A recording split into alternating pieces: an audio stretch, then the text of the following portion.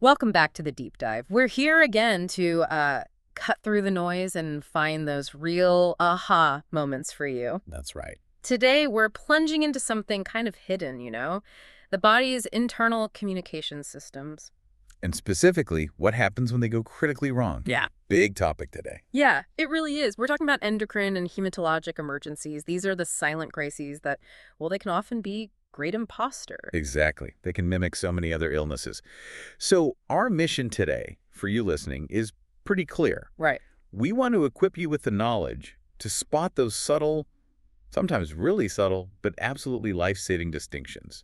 Think conditions like diabetes, various blood disorders. We're digging through the dense medical texts, the research, trying to give you that shortcut. Yeah, get you well-informed without feeling completely overwhelmed. So you'll walk away understanding why these internal struggles are so tricky and what makes them so dangerous. Let's get into it.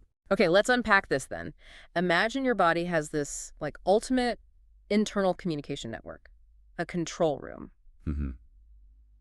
Influencing almost every cell, every organ, every function. That's your endocrine system. And it works using these chemical messengers, hormones, right? Precisely. Hormones.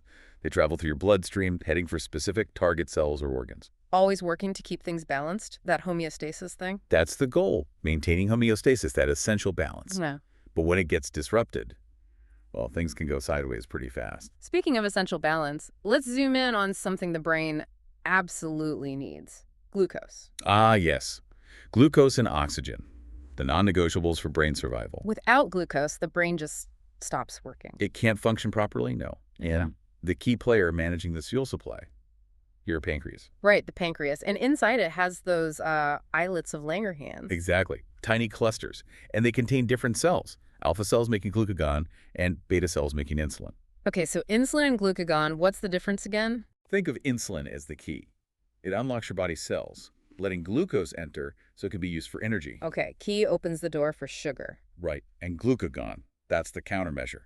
If your blood sugar dips too low, glucagon signals your liver and muscles. Tells them to release stored glucose. Exactly. Release the stored glucose, bring those levels back up. It's a really neat, coordinated dance, all designed to keep your brain constantly fueled. But sometimes that dance falters. The communication breaks down. And that leads us straight into diabetes mellitus. Fundamentally, it's a disorder where the body just struggles to get glucose into its cells effectively. And the long-term consequences, if it's not managed, they're serious. Oh, absolutely devastating. We're talking blindness, cardiovascular disease, kidney failure. The list goes on. It underlines why understanding it is so important. So there are different types, right? Type 1 and type 2. Correct. Two main types, and they're quite different in their cause. Type 1 diabetes is often called the missing key scenario. Missing key. Yeah, it's an autoimmune disorder. Your own immune system mistakenly attacks and destroys those beta cells in the pancreas, the ones that make insulin. So no insulin is produced. Yeah. Or very little. Exactly. Which means patients with type 1 cannot survive without getting insulin from an external source, usually injections or an insulin pump. And when does that usually show up? Typically from early childhood through the 4th decade of life, so up to about age 40. And the classic symptoms, you might hear them called the polys. Polys? Polyuria, that's frequent urination. Polydipsia, increased thirst. And polyphagia, increased hunger. Along with that, often unexplained weight loss and fatigue. Okay, that's type 1. What about type 2? Type 2 is more like a broken lock. The body's cells become resistant to insulin. So the key's there, but the lock doesn't work properly. Precisely. The insulin is being produced, at least initially, but the cells just don't respond effectively. The pancreas often tries to compensate by pumping out more insulin for a while. But it can't keep that up forever. Right. Over time, that becomes inefficient, and insulin production might even decrease. And there's a very strong link between type 2 diabetes and obesity. How's it managed? Often starts with lifestyle changes. Diet and exercise are key. But frequently, it requires oral medications. And interestingly, some of those meds can actually increase the risk of low blood sugar, hypoglycemia. Eventually, many people with type 2 also need injectable insulin. Okay, here's where, as you said, it gets really interesting and potentially dangerous. High blood sugar, hyperglycemia, versus low blood sugar, hypoglycemia. Yes, this is critical. They can present with really similar symptoms, can't they? Like confusion, slurred speech. Unsteady gait, altered mental status. Absolutely. They can even mimic alcohol intoxication. Which makes telling them apart quickly absolutely vital because the treatments are completely opposite. Diametrically opposed. And getting it wrong can have severe consequences. So let's break down those subtle but telling differences. Okay, hit us with it. All right, first, onset. Hyperglycemia, high sugar, is gradual. It develops over hours, maybe even days. Okay, slow buildup. But hypoglycemia, low sugar, is rapid, often hits within minutes. Big difference there. Minutes. Wow. Okay, what about how the person looks or feels? Skin. Good question. With hyperglycemia, the skin is typically warm and dry. Warm, dry, got it. With hypoglycemia, it's usually pale, cool, and often moist or clammy. Sweaty, but cold sweat. Pale, cool, clammy. And you mentioned something about checking skin color. Yes, an important point. Paleness can be really hard to detect in individuals with darker skin. So you need to know where else to look. Like where? Check the mucous membranes. The inside of the lower eyelid is a good spot. Or check capillary refill time. Press gently on a nail bed or the skin. See how quickly the pink color returns. Someone very pale might just look sort of ashen or gray. Good tips. Okay, what about thirst and hunger? Hyperglycemia usually comes with intense thirst and increasing hunger. The polys we mentioned earlier. Right. Hypoglycemia. Typically, thirst and hunger are absent. The person often feels nauseous, not hungry or thirsty. Well, breathing. Respirations. Yeah. This can be a key indicator, especially in severe hyperglycemia. If it's progressed to something called diabetic ketoacidosis, or DKA, you might see rapid, deep breathing. It's called Kussmaul respirations. Kussmaul. That's a specific pattern. Yes, very deep, sighing breaths. And sometimes you might notice a sweet, fruity odor on their breath, like nail polish remover. That's from ketones. Okay, fruity breath, deep breathing with high sugar. What about low sugar? With hypoglycemia, respirations are usually normal, or they might become shallow or rapid, but there's no characteristic breath odor. Normal breath odor. Okay, now, you mentioned Kussmaul respirations. There's an important point there, right? About not interfering. Absolutely critical reminder. If you suspect Kussmaul respirations, do not try to coach the patient to slow down their breathing. Why not? Because that rapid, deep breathing is the body's way of trying to compensate. It's trying to blow off excess acid, the ketones. Interfering could actually make their condition much, much worse. Let the body do its thing. Got it. Don't coach Kussmaul breathing. Okay, what about mental status? This seems like the biggest overlap. It often is. For mental status, hyperglycemia can cause restlessness, which might progress all the way to coma. You might also see abnormal or slurred speech and an unsteady gait. Looks like impairment. And hypoglycemia. Hypoglycemia often starts with irritability, confusion. It can escalate quickly to seizures or coma. You see rapid changes in mental status, sometimes aggression, or really unusual behavior. Unsteady gait is common here too. Rapid changes. That seems key for low sugar. It is. The decline can be very fast. And finally, treatment response. This is a big clue after the fact, or if treatment is attempted. How so? With hyperglycemia, improvement after medical treatment, like insulin and fluids, is gradual. It takes hours, often 6 to 12 hours, to see significant change. Okay, slow recovery for high sugar. But with hypoglycemia, if you give glucose to a conscious patient who can swallow, the improvement is often immediate and dramatic, within minutes.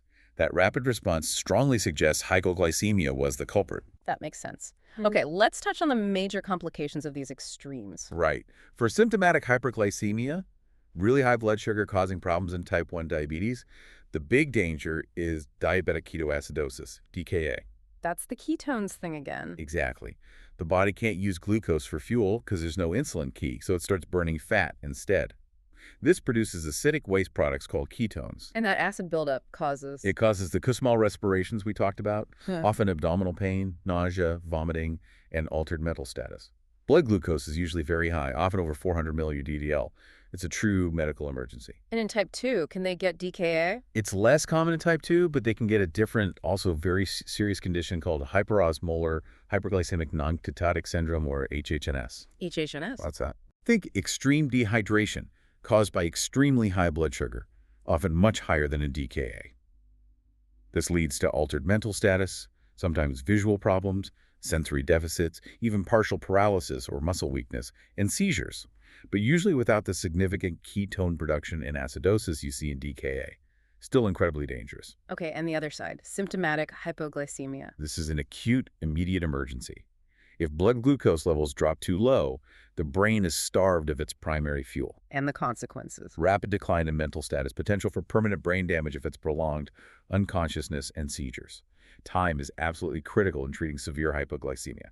Minutes count. Okay, so faced with someone who might be having one of these diabetic emergencies, what are the key things to do? Emergency care principles. First off, scene safety, standard stuff. Then be observant. Look for clues at the scene. Like what kind of clue? Insulin syringes, maybe an insulin pump. And remember, pumps can malfunction. That could be the cause. Insulin bottles, glucose tablets, maybe even a plate of uneaten food or a glass of juice nearby. These can give you vital hints about their history and what might be happening. Good point. Then assessment. Absolutely. Patient assessment is key, especially focusing on their mental status. Are they alert, confused, unresponsive? Check their airway, breathing, circulation. Airway is always critical if they're not fully conscious. Always. If they're unconscious or can't protect their own airway, position them on their side, the lateral recumbent position, and have suction ready in case they vomit. And using a glucometer. If you have one and are trained, yes. Get a blood glucose reading. Remember, a typical normal range for adults is roughly 80 to 120 milligrams per deciliter. Neonates should be above 70. What if the meter just says low or high? That means the level is outside the meter's readable range.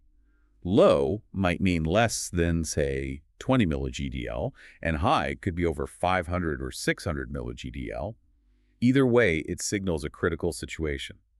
And nowadays, many patients have wearable sensors too, like Dexcom or Freestyle Libre, Right. providing real-time data. Right. Now, you mentioned something earlier, kind of a rule of thumb. Ah, yes, the golden rule for conscious patients with a known history of diabetes who have altered mental status. What is it? When in doubt, give glucose. Most protocols lean this way. And the reasoning behind that? It boils down to risk. Untreated severe hypoglycemia can cause permanent brain damage or death very quickly. Giving a small amount of glucose, like a tube of oral glucose gel, is highly unlikely to cause significant harm to someone who is already hyperglycemic. But it could be life-saving for someone who is hypoglycemic. Precisely. The risk of not treating hypoglycemia far outweighs the minimal risk of giving a bit more sugar to someone already high. Okay, so if you do give oral glucose, how does that work? It comes in a few forms. Rapidly dissolving gel is common, also chewable tablets or liquid.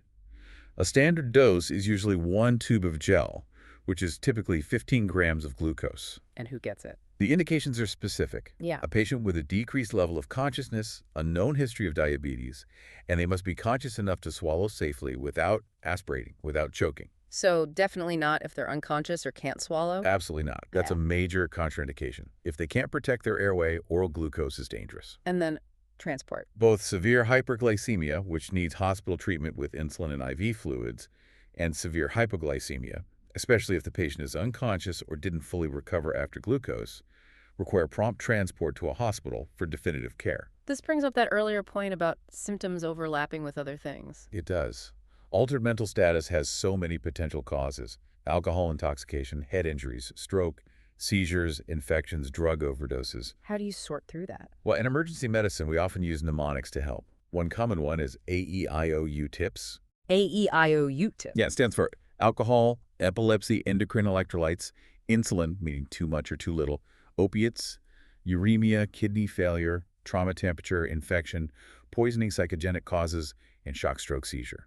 That's a lot? It is, but it highlights how many things can cause altered mental status. And importantly, these conditions can coexist with a diabetic emergency, or they might even be the cause of the hypoglycemia, like an infection using up glucose reserves. Yeah. So thorough assessment is always crucial. Don't get tunnel vision on just the diabetes. Right. Keep the bigger picture in mind. Okay, so we've covered the endocrine side, specifically diabetes. What about the other half of today's deep dive hematologic emergencies, shifting gears to blood? Let's do it. Blood itself is incredibly complex, and when things go wrong there, it can be just as critical. So what's blood actually made of? Quick refresher. Sure, 4 main components. First, erythrocytes, or red blood cells, RBCs. They make up a big chunk of blood volume, maybe 42–47%. And they carry oxygen. Exactly. They contain hemoglobin, which is the protein that binds and carries about 97% of the oxygen delivered to your tissues. Essential. Okay. Red cells. What else? Then you have leukocytes, or white blood cells, WBCs, a much smaller percentage, maybe 0.1–0.2%. The immune cells. Yep. They fight infection, clean up dead cells, part of your immune defense. Then come platelets. For clotting. That's their main job. Tiny cell fragments, about 4–7% of blood volume, crucial for forming clots to stop bleeding. And the last part. Plasma. That's the liquid matrix that everything flows in. It makes up over half your blood volume and transports all the cells, plus vital proteins, glucose, minerals, hormones, everything. Okay, so red cells, white cells, platelets, plasma. Got it. Now, one blood disorder people might have heard of is sickle cell disease. Yes, sickle cell disease. Here's where it gets really interesting, Right. biologically and historically. It's an inherited disorder. Inherited. And it affects the red blood cells. It does. Instead of being nice and round, flexible discs, the red blood cells in people with sickle cell disease are shaped like a crescent moon or a sickle, hence the name. Why? What causes that? It's due to an abnormality in the hemoglobin molecule itself. And there's a fascinating evolutionary twist here. Oh. Having one copy of the sickle cell gene actually provides some protection against malaria. Really? Malaria? Yes. So in regions where malaria has been historically endemic, like parts of Africa, the gene offered a survival advantage. People with sickle cell trait were more likely to survive malaria infections. Wow. But having the full disease, 2 copies of the gene, that causes problems. Significant problems. Those sickle-shaped cells are rigid, they don't carry oxygen as well, and critically, they tend to stick together and block small blood vessels. Block blood vessels? That sounds painful. Extremely painful. This blockage is the hallmark of the disease, called a vasoclusive crisis. Huh. Blood flow gets cut off to tissues, causing ischemia, lack of oxygen, and severe pain. It can also damage organs over time. What kind of complications arise from this? Quite a few. Chronic anemia, because the sickled cells don't live as long as normal red blood cells. Gallstones, jaundice, yellowing of the skin and eyes, problems with the spleen. And the big one is that vascular occlusion, the blockages. Where can those blockages happen? Anywhere, really. But common serious ones include acute chest syndrome, which is like pneumonia caused by sickling in the lungs, stroke if it happens in the brain, and bone necrosis, especially in the hips and shoulders, where bone tissue dies due to lack of blood flow. Plus, they have an increased risk of infections. How would someone having a crisis present, what would we see? Overwhelmingly severe pain, often described as deep throbbing pain, commonly in the joints, the abdomen, or the chest. You might also see swelling of the fingers and toes, especially in children. That's called dactylitis. Sometimes priapism, which is a persistent painful erection. Jaundice might be visible too. Okay, that sounds incredibly difficult. What about other blood disorders? Hemophilia. Hemophilia, that's another inherited condition, but much rarer, and it primarily affects males. It's a clotting disorder. So, the opposite problem. Trouble forming clots. Exactly. People with hemophilia lack one or more of the blood's normal clotting factors. Factor VIII deficiency causes hemophilia A, the most common type. Factor IX deficiency causes hemophilia B. What's the danger there? Even minor trauma can lead to prolonged, uncontrolled bleeding. Imagine someone with severe hemophilia spraining their ankle. Okay. Instead of just swelling, they could have significant internal bleeding into the joint, causing massive swelling, intense pain, and potential long-term joint damage. And internal bleeding elsewhere. Yes, bleeding into muscles is common. The most dangerous is bleeding into the brain, which can be life-threatening. Any injury in someone with known hemophilia needs to be taken very seriously. Right. Okay, so we have sickle cell causing blockages, hemophilia causing bleeding. What about clots forming when they shouldn't? That brings us to thrombophilia and deep vein thrombosis, DVT. Thrombophilia is basically a general term for conditions where the blood clots too easily. What causes that? It can be genetic factors, certain medications, or other conditions like cancer can increase clotting risk. And DVT, that's a specific type of clot. Yes, deep vein thrombosis. It's a common and very concerning condition where a blood clot forms in one of the deep veins, usually in the legs or pelvis. Who's at risk for DVTs? Risk factors are pretty well known. Anyone who's been immobile for a long time, think long-distance travelers on planes or cars, or patients confined to bed after surgery or illness. Recent injury or major surgery, especially orthopedic surgery like hip or knee replacement, also significantly increases risk. Obesity and smoking are factors too. And why is a DVT so worrying? The so what, as you say? The critical danger is that a piece of that clot, the thrombus, can break off.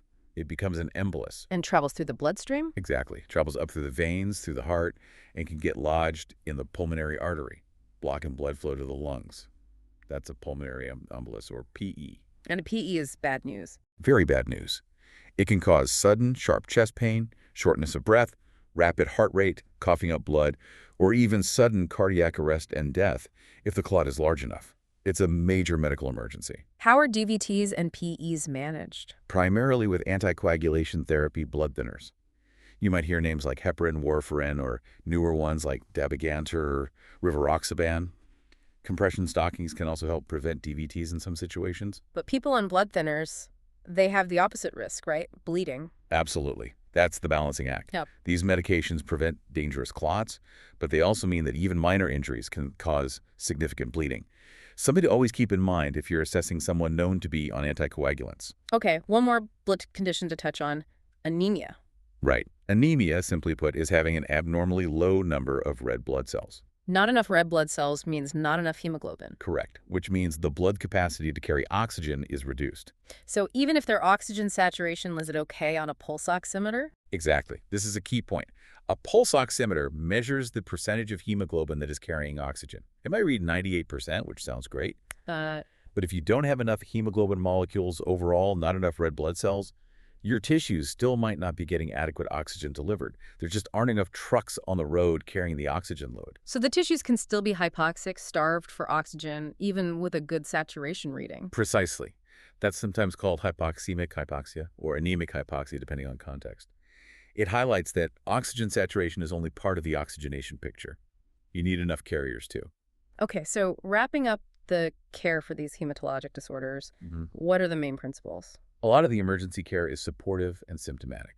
Like with many emergencies, focus on the basics, maintain an open airway, provide high-flow oxygen, usually 12 to 15 liters per minute via a non-rebreathing mask, especially if they're hypoxic or in distress, and try to make the patient comfortable. And for specific conditions. For a sickle cell crisis, pain management is paramount. This often requires strong analgesics, which advanced providers can administer, sometimes guided by specific protocols. Hydration is also important. Hemophilia. For hemophilia, the biggest immediate concern is hidden bleeding. Be hyper-alert for any signs of acute blood loss, looking pale, rapid weak pulse, low blood pressure, hypotension. Any suspected bleeding needs urgent attention. And transport. Rapid transport to the hospital is crucial for definitive care in both severe sickle cell crisis and any significant bleeding event in a patient with hemophilia or suspected PEVT. Okay, so we've covered a lot of ground. Diabetes, sickle cell, hemophilia, clotting issues. Yeah. What's the big takeaway here? What does this all mean for you listening? I think the core message is that both these categories, endocrine emergencies like diabetes and hematologic or blood emergencies, despite having very different root causes, Yeah. often show up with really confusing symptoms. They really are those great imposters. Mm. Altered mental status, sufficient pain, could be so many things. Exactly. And that really underscores the need for careful assessment and critical thinking. If we connect this to the bigger picture, Mm-hmm. what does it tell us about the body? Well, it's just a powerful reminder of how incredibly intricate and interconnected our internal systems are. A breakdown in hormone signaling or a problem with blood cell shape or clotting factors, the ripple effects could be huge and life-threatening. And understanding those subtle differences, those key indicators we talked about. That can genuinely be the difference in recognizing a crisis and responding effectively. Observation skills, putting the clues together, it's paramount. It really makes you think the human body is such a master of compensation, isn't it? Often hiding these internal struggles until things reach a really critical point. It absolutely is. Yeah. Which leads to a final thought to leave with you. With our growing awareness of personalized medicine, how might that change how we approach these things? How might it refine our understanding and treatment of these subtle yet potentially deadly internal imbalances?